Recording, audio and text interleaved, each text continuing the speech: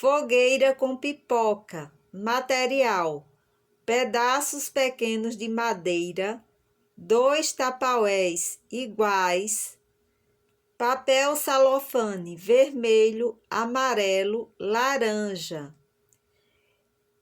saquinhos com pipoca. Eu vou colocar a madeira uma em cima da outra, como se fosse uma fogueira.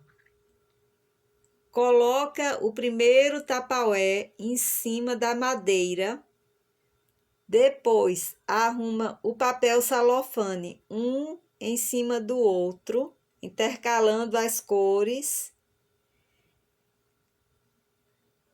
E ele vai ficar dentro do tapaué. Então, eu pego outro tapaué e coloco por cima do papel e aperto. É como se eu fizesse um sanduíche. Quando eu encaixei, ficou assim, como se fosse o fogo da fogueira. Agora é só colocar a pipoca e pode ser um centro de mesa junina.